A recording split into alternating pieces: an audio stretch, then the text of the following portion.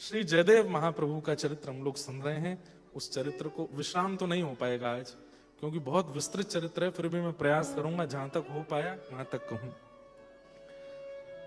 जयदेव महाप्रभु पद्मावती के साथ उनका विवाह हुआ और वापस अपने गांव में जाकर के निवास करने लगे। एक दिन स्वप्न में ठाकुर जी की मधुर लीला का अनुभव हुआ और श्री जयदेव महाप्रभु ने ठाकुर जी के विवाह का दर्शन किया किशोरी जी के साथ। और विवाह के बाद श्री प्रिया प्रियतम मधुर लीला विलास कर रहे हैं। उसी मधुर लीला विलास को श्री जयदेव महाप्रभु ने गीत गोविंद में लिखा, गीत गोविंद की रचना हुई। इतना प्रिय लगा महाप्रभु जगन्नाथ को गीत गोविंद। बंधुओं, प्रेमी महाप्रभु जगन्नाथ जैसा दुनिया में देखा नहीं होगा आपने। आज की भाषा में कहूं तो ऐसा दीवाना नहीं देखा होगा आपने। अपने भक्तों के इतने दीवाने हैं ठाकुर जी। आज जयदेव महाप्रभु को गीत गोविंद की रचना किए 1500 वर्ष के आसपास हो गया है। आज भी महाप्रभु जगन्नाथ जी रात्रि गीत गोविंद पहन के ही सोते हैं। बिना गीत गोविंद पहने महाप्रभु जगन्नाथ जी के शयन नहीं होता। एक वस्त्र में इसी प्रकार का सिल्क का वस्त्र है ना, गीत गोविंद मेरे पास ये रहा, ये महाप्रभु जी के अंग का ही है। इसमें उड़िया भाषा में गीत गोविंद, देखो ये अक्षर कुछ हैं, ये दिखाई दे रहे होंगे, ये रहे, ये सब गीत गोविंद लिखे हैं। इसी को पहन के सोते हैं महाप्रभु जगन्नाथ जी रात्रि में। इतना प्रेम ठाकुर जी को गीत गोविंद से है। क्यों? क्योंकि गीत गोविंद में श्री ठाकुर जी का नित्य विहार श्री जी के साथ में जो जयदेव महाप्रभु को अनुभव होता था वो वर्णन किया उन्होंने। अच्छा, एक बात मैं स्पष्ट कर दूं, गीत गोविंद प्रारंभिक भक्तों के लिए नहीं है। जिन्होंने अभी अभी भक्ति पथ पर आना प्रारंभ किया है, अभी अभी भाई नए नए ड्राइविंग सीखे हो तो थोड़ी स्पीड लिमिट से नीचे ही चलाओ। लिमिट से ऊपर भगाने की जिम्मेवारी उनकी होती है जो बहुत एक्सपर्ट हो गए हैं चलाने में, कहीं पे भी चला लेते हैं। उनको ये भी पता है कैमरा कहां लगे, पुलिस कहां हो सकती है, ब्रेक लगा के रोक सकते हैं, ओवरटेक।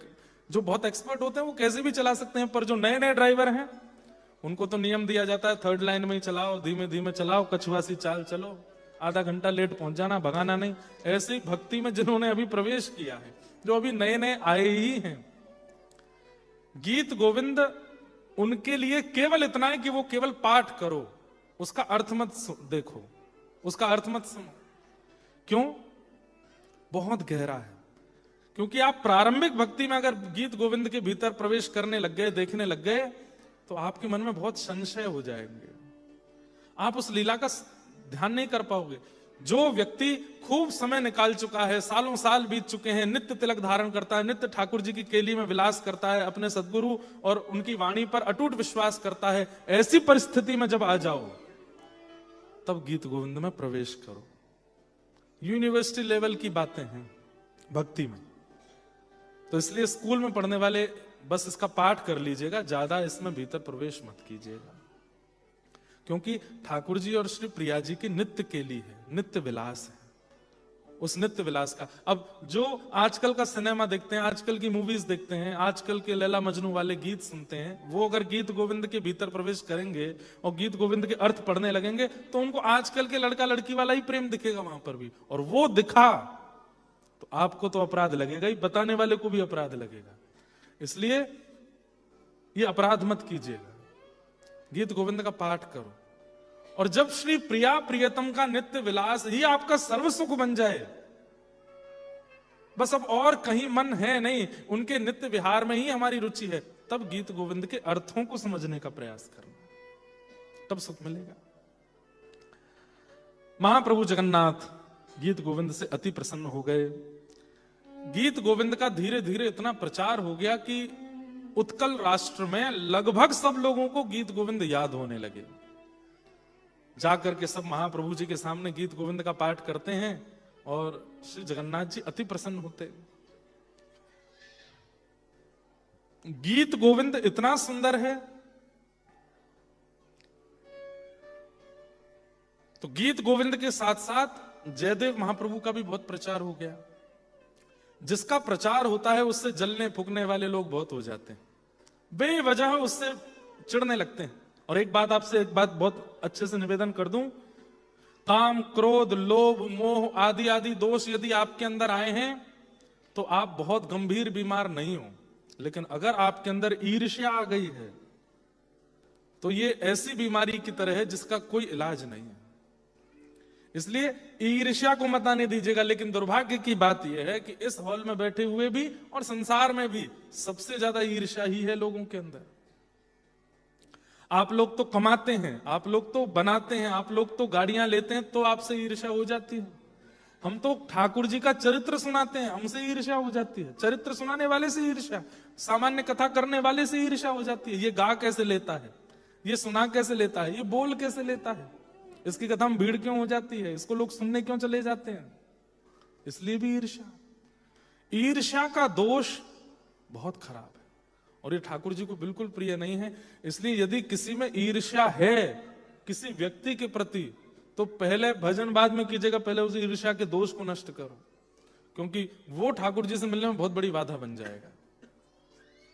तो एक राजा को जयदेव महाप्रभु से मीठी ईर्ष्या होने लगी। सब लोग इधर देखो, इधर देखो, ध्यान से सुनो सब लोग।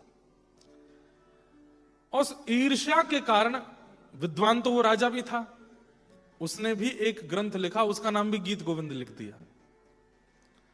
बड़े बड़े पंडित ब्राह्मणों को बुलाया और डर के मारे बेचारे सब पहुंचे, सबको दक्षिणा दी। बोले क्या करना है? बोले जगन्नाथपुरी में जाकर के मेरे गीत गोविंद का प्रचार करो, इसका प्रचार होना चाहिए, इसका प्रभाव होना चाहिए।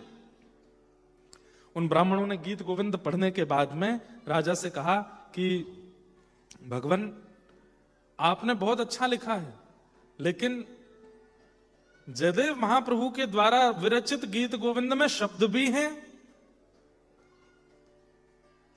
छंद भी हैं और साथ ही साथ प्रेम भी है। आपके गीत गोविंद में छंद हैं, शब्द हैं, लटके झटके हैं, पर प्रेम की थोड़ी कमी लगती है। राजा तो क्रोधी हो गया, बोले कि कितनी दक्षिणा चाहिए ये बताओ, मेरा गीत गोविंद है, इसका प्रचार करो सब जगह। उनका गीत गोविंद दबना चाहिए, मेरा श्रेष्ठ होना चाहिए। ब्राह्मणों का जैसी आज्ञा, जाकर के अब गीत गोविंद का प्रचार करने लगे। तो वहां के लोगों ने उसका खंडन किया, बोले गीत गोविंद तो जयदेव महाप्रभु का, ये किसका गीत गोविंद ले आए हो? ये विवाद इतना ज्यादा बढ़ने लगा कि इस विवाद में जयदेव महाप्रभु के गीत गोविंद का पाठ करने वालों की टोली एक हो गई और उस राजा के डर से करने वाले प्रचार की टोली एक हो गई। सबने कहा कि कौन सा गीत गोविंद श्रेष्ठ है। तो फिर निर्णय यह हुआ कि एक काम करते हैं, दोनों गीत गोविंदों को जगन्नाथ भगवान के पास रखते हैं। रात्रि में कपाट बंद होंगे, ठाकुर जी शयन करेंगे, सुबह उठ करके मंगला में देखते हैं, जिस गीत गोविंद को विशेष स्तर ठाकुर जी देंगे हम उसको स्वीकार करेंगे। रात्रि में दोनों गीत गोविंद रख दिए। राजा भी आके बैठा। जयदेव महाप्रभु को तो था कि भाई कोई भी लिखे हमको क्या, लेकिन उनके शिष्य उनको भी ले आए। रात्रि में दोनों गीत गोविंद रखे गए। रात भर वहां संकीर्तन कीर्तन चलता रहा।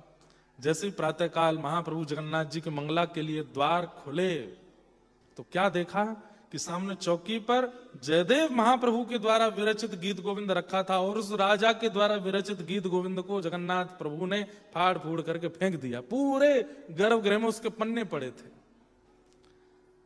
जय हो जय हो जय घोष होने लगा। राजा के जो समर्थक थे वे तो डर के मारे कर रहे थे, वो भी जय जयकार करने लगे। वो सब जयदेव महाप्रभु की जय जयकार करने लगे। लेकिन राजा को इतना अपमान बोध हुआ, बोले संसार का व्यक्ति अस्वीकार कर ले तो जीवित रहा जा सकता है, लेकिन जगन्नाथ जी अस्वीकार कर रहे हैं, अब मैं जीवित नहीं रहूंगा। और वो राजा तुरंत दौड़ा समुद्र की ओर प्राण त्यागने के लिए। महाप्रभु जगन्नाथ जी बोले है तो ये भी भक्त, लिखा तो इसने भी कुछ है, लेकिन मुझे प्रिय नहीं लगा, उसमें मैं क्या करूं। उसने वो तो दौड़ रहा था अपने प्राण त्यागने के लिए, तो महाप्रभु जगन्नाथ एक ब्राह्मण का रूप धारण करके पहुंचे और जाकर के रोका। राजन, महाप्रभु जी ही गए, जगन्नाथ जी गए, क्या कर रहे हो? बोले महाप्रभु जगन्नाथ जी ने मेरे गीत गोविंद को स्वीकार करना तो दूर की बात, उसके पन्ने फाड़ दिए, अब मैं जीवित नहीं रहूंगा।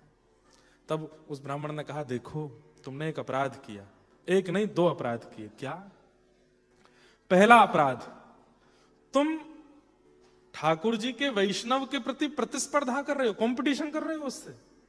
अरे उसने गीत गोविंद जगन्नाथ जी को रिझाने के लिए लिखा, लेकिन तुमने गीत गोविंद लोक रंजन के लिए लिखा, जगत को रिझाने के लिए लिखा।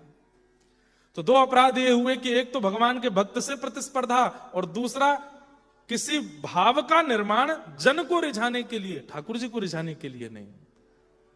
आप कैसे कह सकते हैं इस बात को? तो बोले कि जब गीत गोविंद की रचना जयदेव ने की, सबसे पहला जाकर के महाप्रभु जी को सुनाया। तुमने सुनाया? राजा बोला मैंने तो नहीं सुना। तुमने क्या किया? ब्राह्मणों को बुलवा करके अपना गीत गोविंद पढ़वाया कि अच्छा है कि नहीं, अच्छा है तो इसका प्रचार करो। तुमने महाप्रभु जी को सुनाया? तब उस राजा ने कहा अब मैं क्या करूं? बोले अपना एक काम करो, जयदेव महाप्रभु के पास जाओ और उनके गीत गोविंद में एक एक श्लोक अपने हृदय का जोड़ दो, बस यही हो सकता है, गीत गोविंद तो उन्हीं का ही रहेगा। तो राजा बोला कि इतना सब गहन चिंतन बताने वाले आप कौन हो? मैंने आपको पहले तो देखा नहीं यहाँ पे, आप कौन हो? इतने में ही मंद मुस्का गए ठाकुर जी, और इनकी मुस्कान में ही पता चल जाता है ये कौन है। जैसे ही मंद मंद मुस्काए, राजा बोला कौन है प्रभु, कौन है आप? तुरंत महाप्रभु जगन्नाथ प्रकट हो गए और प्रकट होकर के राजा को कहा मैं किसी को अस्वीकार नहीं करता, मैं किसी का त्याग नहीं करता, मैं तो सबको चाहता हूं कि सब मेरे पास जयदेव की तरह सब गीत गोविंद लिखें, लेकिन तुमने जो भूल की वो सुधार दी है, अब जाओ। तब वो राजा गए और जयदेव महाप्रभु के चरणों में जाकर के प्रणाम किया, और प्रणाम करके उन्होंने फिर गीत गोविंद के पाठ, तब से नियम बन गया क्या? नित्य महाप्रभु जगन्नाथ जी का शयन गीत गोविंद से ही होता है। और केवल महाप्रभु जगन्नाथ का नहीं, बद्रीनाथ में बद्री विशाल भगवान का, द्वारिका में द्वारिकाधीश जी का, यहाँ जगन्नाथ भगवान का, दक्षिण में श्रीरंगनाथ भगवान का, सबका शयन गीत गोविंद से ही होता है। चारों दिशाओं में भारत के गीत गोविंद से ही महा ठाकुर जी का शयन होता है। कभी बद्री विशाल जाओ, रात्रि में आप जाकर के जब शयन का दर्शन करोगे तो गीत गोविंद गाया जाता है, दशावतार स्तुति गाई जाती है, वो भी जयदेव महाप्रभु की, उसी से शयन होता है। हाँ, एक बार बहुत सुंदर लीला है। क्या? सुता एक माली जू, माली की जू, बैगन की बारी माज, तोरे बन माली गावे, कथा सर्ग 5 की। डोले जगन्नाथ पाछे, काछे अंग मही झंगा, आछे कही घूमे सुधी, आवे विराज की। बहुत सुंदर लीला है, सुनो। एक माली की बेटी थी, माली जानते हैं, जो खेती बाड़ी करें, बाग बगीचा लगावे, पुष्प लगावे। सब लोग ध्यान से सुनो, इधर देखो। उनकी बेटी रोज जगन्नाथ जी का दर्शन करने जाती थी, और उसी समय एक महापुरुष वहां बैठ करके गीत गोविंद गाते थे, और वो छोटी सी लाली अपने पाम में छोटे छोटे नूपुर पहन के जाती, और वो गीत गोविंद जब गाते थे तो वो वहां ठाकुर जी के आगे दोनों भुजा उठा के ऐसे घूम घूम के नृत्य करती थी। तब इतनी भीड़ नहीं होती थी महाप्रभु जी के सामने। रोज जाते जाते उस लाली ने उन पंडित जी के द्वारा गाए गए उस गीत गोविंद के सर्ग को याद कर लिया, रट लिया उसको। अब वो क्या करती है, अब जब कोई चीज नई नई याद होती है ना, तो व्यक्ति उठता बैठता खाता पीता उसको गाता ही रहता है। अब वो छोटी सी लाली क्या कर रही है? सुता एक माली की लाली, जो बैगन के बारी मांझ, बैगन के बगीचे में, तोरे बन माली गावे, वहां पर बैगन तोड़ते हुए, पुष्प तोड़ते हुए गीत गोविंद गाती है, और गीत गोविंद का 5वां सर्ग गाती है। 5वां सर्ग कौन सा है? रति सुख सारे गतम भिसारे, मदन मनोहर वेशम। मुझे बहुत प्रिय है ये, जैसे शतकमला कुछ बहुत प्रिय है, ऐसे ये भी बहुत प्रिय है, भोपाली।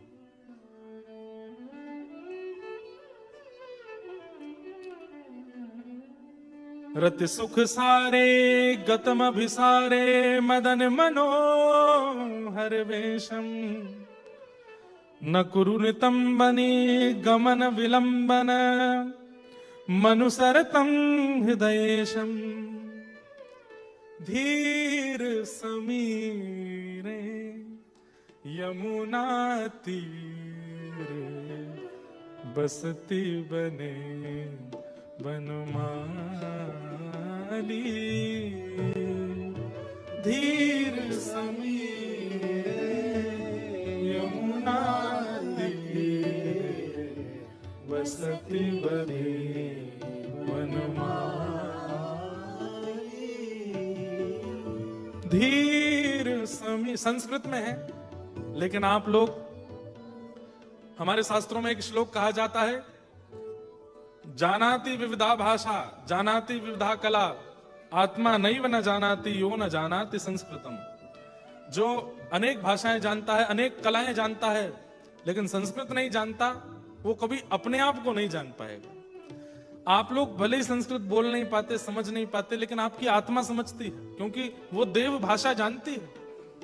इसलिए भले ही गा नहीं पाएंगे आप, लेकिन सुनिए और शब्द सुनने का प्रयास कीजिए, थोड़ा अर्थ समझ में आएगा। गीत गोविंद का 5वां सर्ग।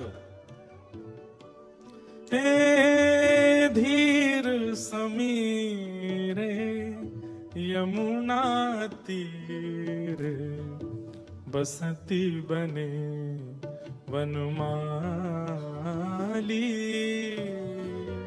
धीर समीरे यमुना तीर बसती बने वनमाली। गोपी पिन पयोधर मरदन। गोपी पिन पयोधर मरदन। चंचल कर युगशाली। चंचल कर युगशाली। हे धीर समीरे यमुना तीर बसती बने वनमाली। ओ धीर समीरे यमुना तीर बसती बने वनमाली।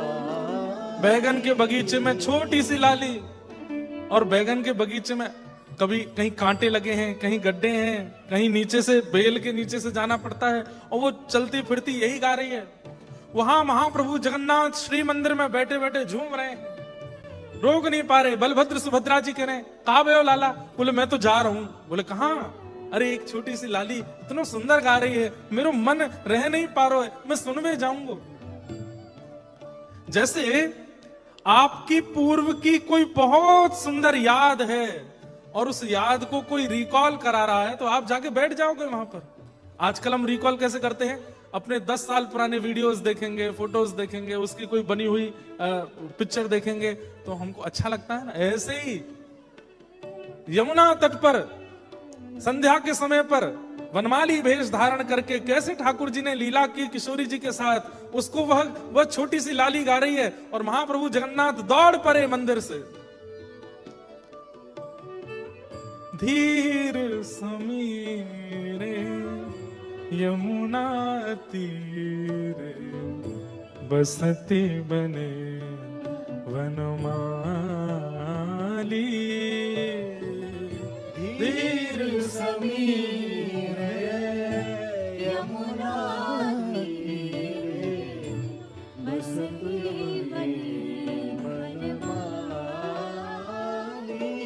हे नाम समेतम कृत संकेतम। नाम समेतम कृत संकेतम। वादयते मृदुवेणु। वादयते मृदुवेणु। ओ बहुमनुते तनुते तनु संगत।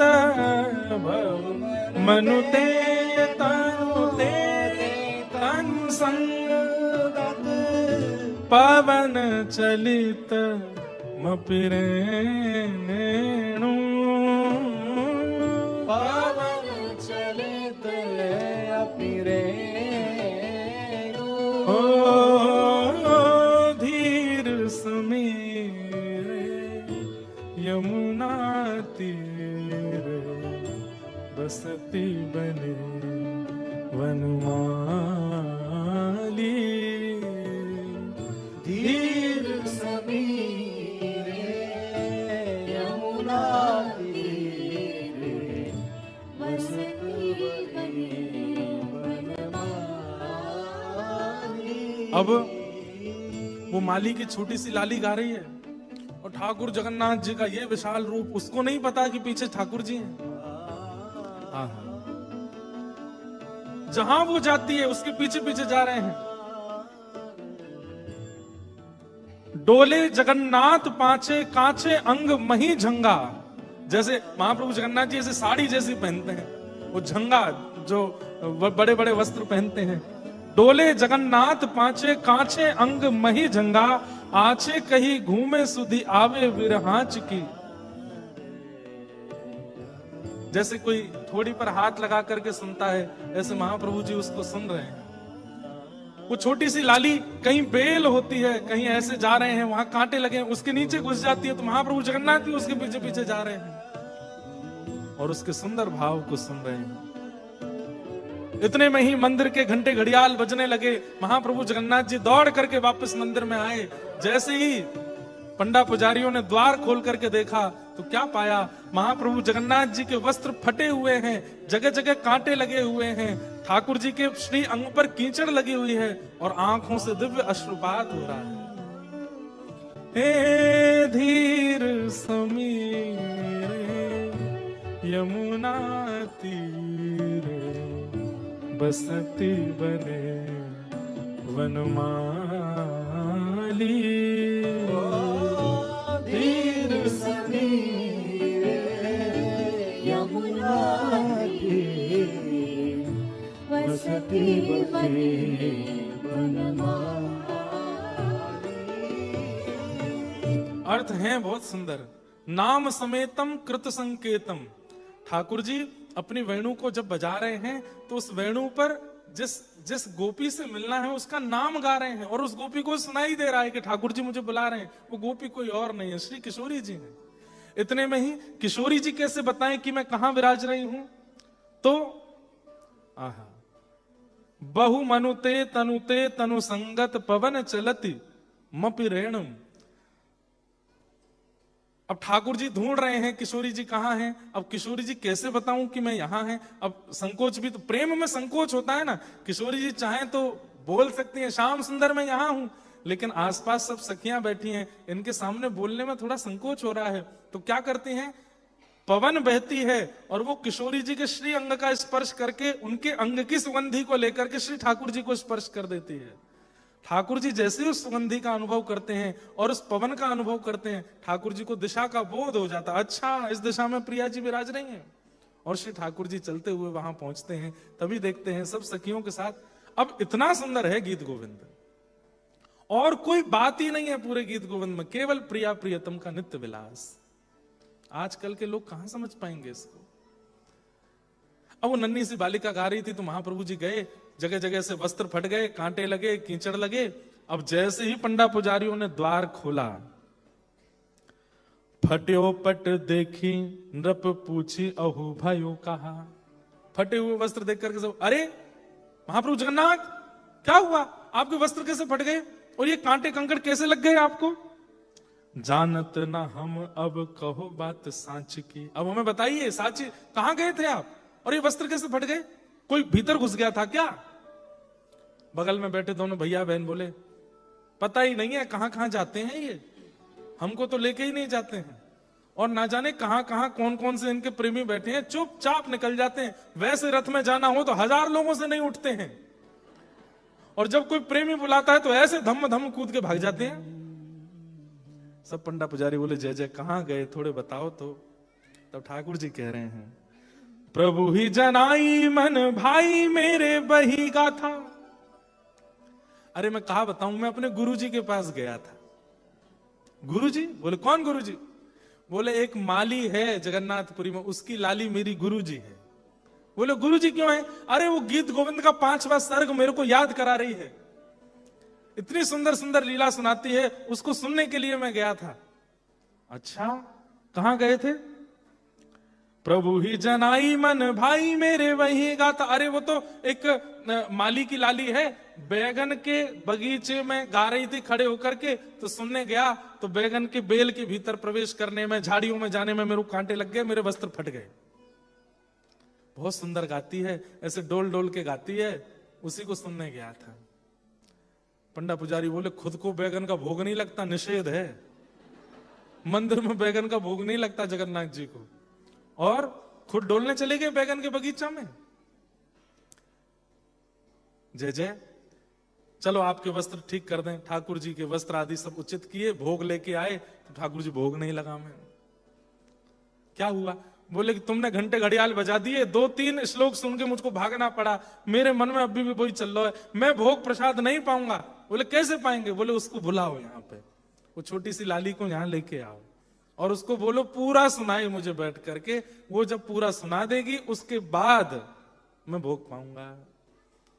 सब पंडा पुजारी राजा सब सोचने लगे, बताओ बड़े बड़े ब्राह्मण गुरु नहीं बनाए इन्होंने, माली की लाली गुरु बना ले।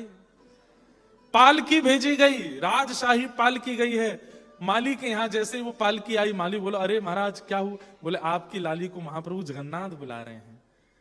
माली तो नाचने लगा, उसकी पत्नी, उसके सब परिवार के लोगों में मानो जैसे ठाकुर जी बुला रहे हैं। और वो छोटी सी लाली उस पालकी में बैठ करके जा रही है, पूरा जगन्नाथपुरी उस लाली के दर्शन करके निहाल हो रहा है, महाप्रभु जगन्नाथ बुला रहे हैं। भीतर प्रवेश होते ही सब पंडा पुजारियों ने दिव्य दिव्य सुगंधित जल से उस लाली को स्नान कराया। स्नान करा करके नई पोशाक पहनाई, बिल्कुल सुंदर उसका श्रृंगार पत्रावली आदि करके जैसे ही महाप्रभु जी के सामने ले गए, महाप्रभु जी के आधार पर ऐसी मधुर मुस्कान और ऐसे झूमने लगे और मानो जैसे कह रहे हो सुनाओ। सामने खड़े होकर के वो लाली गाने लगी, धीर समीरे यमुना तीरे बसती बने वनमाली,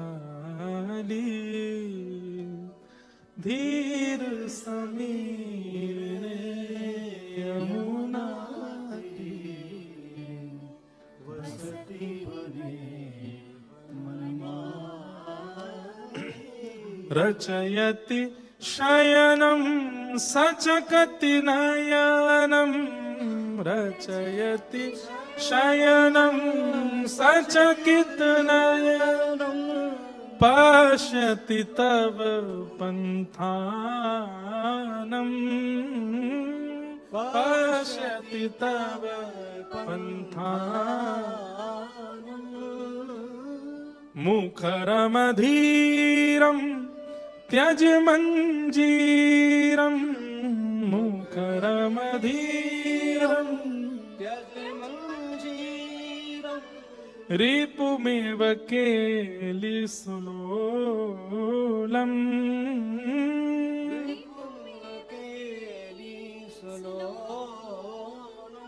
हे धीर समीरे यमुना तीरे बसती बने वनमाली, धीर समीरे यमुना तीरे बसती बने वनमाली। फेन पडोणी है आड़ी बात जानी, महा कही राज रंग पढ़े निकिठोर जाने, अक्षर मधुर और मधुर स्वर निहिसो, गावे जब लाल प्यारी ढंग हिल आनवे।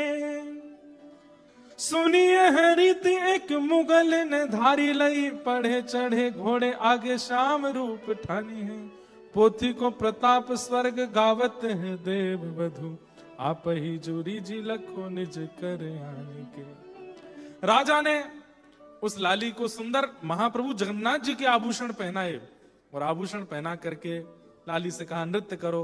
अब वो लाली नृत्य करे और ब्रह्म वेदी पर महाप्रभु जगन्नाथ नृत्य कर रहे हैं उसके साथ। तब से राजा ने घोषणा कर दी और सबको कह दिया, आज के बाद गीत गोविंद का पाठ यदि कोई भी करेगा तो महाप्रभु जगन्नाथ जी को आसन देना पड़ेगा, क्योंकि बिना आसन के यदि गाओगे तो महाप्रभु जगन्नाथ दौड़ करके आएंगे, उनको बैठने की जगह नहीं मिलेगी तो बेचारे कभी भीड़ में, कभी कंकड़ में, पत्थर में, कांटों में लगेंगे, उनको श्रम होगा। इसलिए तब से नियम बना दिया कि महाप्रभु जगन्नाथ जी के लिए जो भी गीत गोविंद गाएगा उसको आसन रखना अनिवार्य है। इसलिए गीत गोविंद का पाठ करते समय ठाकुर जी का एक आसन लगाना चाहिए। और दूसरा नियम क्या बन गया, बोले रात्रि में अगर कोई गीत गोविंद गाएगा तो महाप्रभु जी भागेंगे उसके पास, इसलिए वस्त्र में गीत गोविंद लिख करके महाप्रभु जी के अंग से लगा दिया जाएगा। तक कहीं रात में भी कोई गा रहा हो तो महाप्रभु जी जाएंगे नहीं। क्यों? वस्त्र में गीत गोविंद हृदय से लगा हुआ है, इसी से ही संतुष्ट हो जाइए, आपको जाने की आवश्यकता नहीं है। ऐसे हमारे ठाकुर जी इतने प्रेमी हैं, इतना प्रेम ठाकुर जी के चित्त में भरा हुआ है। इसी प्रेम के कारण ठाकुर जी के भाव, ठाकुर जी की स्थिति, उसमें बस डूबने का मन होता है। श्याम सुंदर सदा हमको प्यारे रहे, हम उन्हीं के रहे, वो हमारे रहे। श्याम सुंदर सदा हमको प्यारे रहे, हम उन्हीं के रहे, वो हमारे रहे। जिस डगर से मुरलिया की धुन आएगी, जिस डगर से मुरलिया की धुन आएगी, उस डगर पे उमरिया ये कट जाएगी, उस डगर में उमरिया कट जाएगी, उस डगर पे उमरिया ये कट जाएगी, उस डगर में उमरिया कट जाएगी। उनकी तस्वीर मन में बसाए रहे, हम उन्हीं के रहे, वो हमारे रहे। उनकी तस्वीर मन में बसाए रहे, हम उन्हीं के रहे, वो हमारे रहे। एक बात तो माननी पड़ेगी बंधुओं, पुकारने पर ही ये आते हैं। किसी को बुलाया ना हो वो कैसे आवे? और इनके में विशेष भाव ये है कि करुण पुकार से जब बुलाओगे तो आते हैं। अच्छा, आप कहोगे महाराज जी हम तो बहुत बुलाते हैं, आते तो नहीं। अरे पुकारते पुकारते जब नेत्र सजल हो जाए ना, समझना ठाकुर जी आ गए। ये नेत्र सजल ऐसे ही नहीं होते हैं। हमारे पूज्य मुरारी बापू एक बार कथा में कह रहे थे कि जब कृष्ण विरह में विरही रोने लग जाए तो समझ जाओ श्री कृष्ण उसको छू रहे हैं, इसीलिए वो रो रहा है। आते हैं, कोई करुण भाव से पुकारे तो सही, इनको बुलावे तो सही, ये आते हैं। मीराबाई पुकारती हैं ठाकुर जी को, जनाबाई पुकारती हैं, नामदेव पुकारते हैं, तुकाराम जी पुकारते हैं, सूरदास पुकारते हैं। हम पुकारते हैं पर हमारी पुकार में शब्द है, हमारी पुकार में स्वर है, हमारी पुकार में प्रेम नहीं है, वो उत्सुकता नहीं है, इसलिए ठाकुर जी आते नहीं। हमारी पुकार में सब भाव है लेकिन वैसा आकर्षण और प्रेम नहीं कि ठाकुर जी चले आए।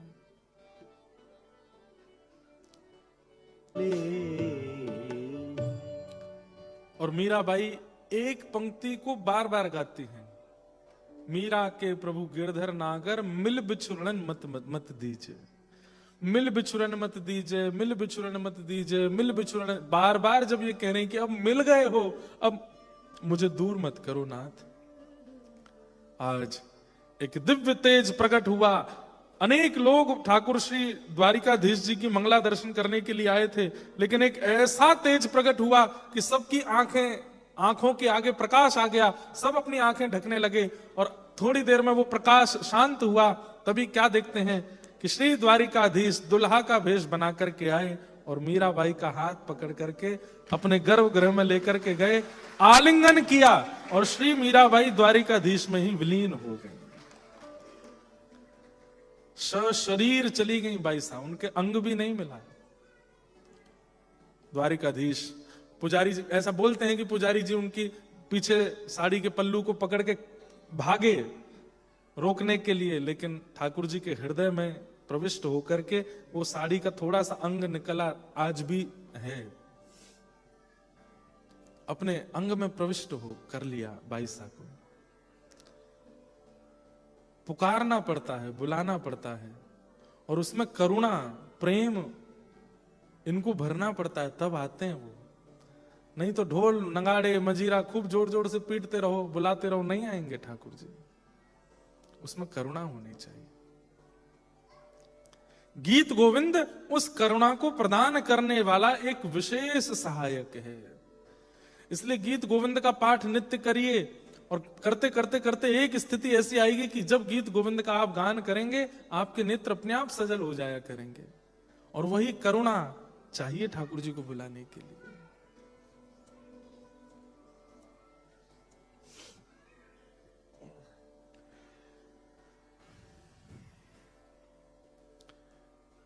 ठाकुर जी इस प्रकार उस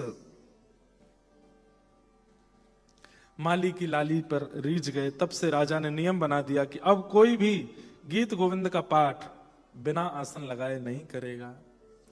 उस समय मुल्तान देश के एक पंडित जी आए हुए थे जगन्नाथपुरी। उन्होंने जगन्नाथपुरी में आकर के देखा गीत गोविंद का इतना प्रचार, गीत गोविंद लेकर के चले गए। मुल्तान में रहते थे, उनके घर के पास में एक मौलवी रहता था, वो खूब बड़े भाव भाव से गाया करते थे। श्रुत कमला कुछ मंडल धृत कुंडल धृत कुंडल कलित ललित वनमाल जय जय देव। अब वो पठान, उसको क्या पता ये क्या गा रहे हैं, लेकिन उसको स्वर इतना अच्छा लगता था। वो जा रहा होता था अपने बादशाह के पास, लेकिन पंडित जी के घर के आगे रुक करके, और उसको समय उसका निकलने का और इनका गीत गोविंद गाने का एक ही था, रुक जाता था और रुक करके खूब भाव से श्रवण करता था, मदमस्त होकर के। या अब 1 महीना 2 महीना ऐसे करते करते करते वो याद हो गया। एक दिन पंडित जी नहीं थे वहां पर, पंडित जी को विलंब हो गया स्नान ध्यान सेवा में, तो वो गया और वहां खिड़की से झांकने लगा कि आज क्यों नहीं गा रहे हैं। अब जब बहुत देर तक पंडित जी की आवाज नहीं आई, तो बाहर से वो पठान ही गाने लगा। दिन मणि मंडल मंडन भवखंडन भवखंडन यदुकुल नलिन दिनेश जय जय देव हरे। ओ यदुकुल नलिन दिनेश। ये स्वर सुनते ही पंडित जी दौड़े, कौन गा रहा है कौन गा रहा है। तो देखा महाराज लंबी दाढ़ी, सिर पर पाग जो पहनते हैं वैसी पहनी है, और महाराज वो पठान गा रहा है बाहर खड़े होके। पंडित जी के तो नेत्र सजल हो गए। उसने कहा भैया ये तुमको याद कैसे हो गया। बोले कि आप रोज गाते हैं, मैं रोज सुनता हूं, मुझे बहुत अच्छा लगता है। मुझे नहीं पता इसका अर्थ क्या है, इसका भाव क्या है, इससे होगा क्या, पर मुझे बहुत अच्छा लगता है। मेरा मन नृत्य करता है जब मैं इसको सुनता हूं। ये आपके खुदा को बुलाने का कोई तरीका है क्या। बोले हाँ, हमारे भगवान प्रसन्न होते हैं इससे। ता सुनवे राधा रमण अवश्य पधारे। इसको सुनकर ठाकुर जी आते हैं। एक और गीत गोविंद याद करा दिया, 1-2 गीत गोविंद उसको याद करा दिए। उसने कहा मैं रोज गा सकता हूं इसको। बोले गाओ, लेकिन एक चीज का ध्यान रखना। बोले क्या, आसन लगा लेना। तो वो क्या करता था पता है, घोड़े पर बैठ करके गाता था, और घोड़े पे अपने आगे आसन लगाता था, और घोड़े पे बैठ के टुकड़ुक टुकड़ुक घोड़ा चलता उसी पे गाता था। एक दिन बहुत जल्दी में था, आसन रखना भूल गया और बस गाने लगा। कालीय विषधार गंजन जन रंजन जन रंजन यदुकुल नलिन दिनेश जय जय देव यदुकुल नलिन दिनेश जय देव हे अभिनव जलधार सुंदर व्रत मंदर व्रत मंदर श्रीमुख चंद्र चकोर जय जय देव हरे ओ श्रीमुख चंद्र चकोर जय देव राधे कृष्ण हरे गोविंद गोपाला नंद जी को लाला यशोदा दुलारा जय जय देव हरे राधे कृष्ण हरे गोविंद गोपाला नंद जी को लाला यशोदा दुलारा जय जय देव हरे। अब वो तो घोड़े पर बैठ करके गा रहा था बड़े प्रेम से श्री मुख चंद्र चकोर जय जय देव हरे और भाव से नेत्र बंद करके घोड़े पर चाबुक मारता जाए गाता जाए। भूल गया कि आसन नहीं रखा। इतने में ही क्या हुआ, मुल्तान में उसके घोड़े के आगे आंख खोल करके देखा तो सांवरे सलोने बड़े बड़े नेत्र और ठाकुर जी ऐसे भुजा करके उल्टे दौड़ रहे हैं। उसने कही हैं ये कैसा बालक है, नीला नीला सा बालक है, उल्टा दौड़ रहा, इतनी तेज दौड़ रहा है घोड़े के पीछे। घोड़ा रोका, ए लाला इधर आओ, कौन हो भाई, ऐसे उल्टा क्यों दौड़ रहे हो?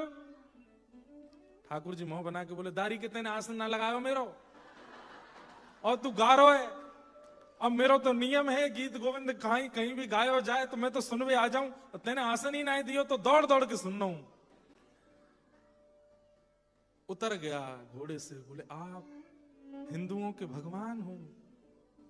इतना कहा ठाकुर जी वहां से अंतर ध्यान हो गए, रोने लगा, भावुक हो गया, व्याकुल स्थिति में दौड़ा, पंडित जी के पास गया। बोले मैंने देखा। किनको देखा?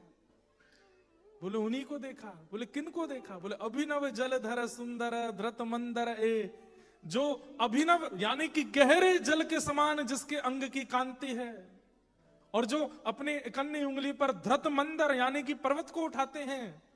श्री मुख चंद्र चकोर, जो अपनी प्रियश्री श्री राधा रानी को देखने के लिए चकोर बन जाते हैं, उनको मैंने देखा। पंडित जी तो बोले कि मैं इतने दिन से गा रहा हूं, मुझे नहीं दिखे, तुझे दिख गए कैसे? बोले आसन नहीं रखा था मैंने। आप भी ऐसा मत करना कि आसन बिना रखे गाओ। दौड़ करके मुगल राजा के पास गए, इस्तीफा पत्र दे दिया। बोले क्या करोगे? अरे सेनापति कहां जाओगे पठान जी? बोले अब तो वहीं जाएंगे जहां ये श्याम सुंदर रहते हैं। और सब छोड़ छाड़ करके वृंदावन चले गए, और वृंदावन में यमुना जी के तट पर ब्रज बीथियों में बस यही गीत गोविंद गाते गाते उस मुगल ने, उस पठान ने ठाकुर जी में अपना जीवन अर्पित कर दिया। ऐसे हमारे ठाकुर जी गीत गोविंद से इतना प्रेम करते हैं, इतना प्रिय है ठाकुर जी को।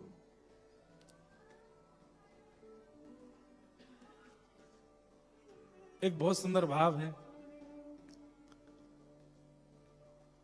किशोरी मोहे अपनों कर लीजिए लाडली।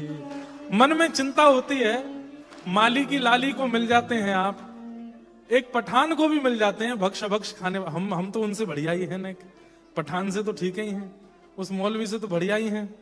ठीक है उनकी भक्ति भावना श्रेष्ठ तो होगी, लेकिन हमें नाथ इतनी कमी नहीं है कि जो आप हमसे मिल नहीं रहे हो, थोड़े तो ठीक ही हैं हम।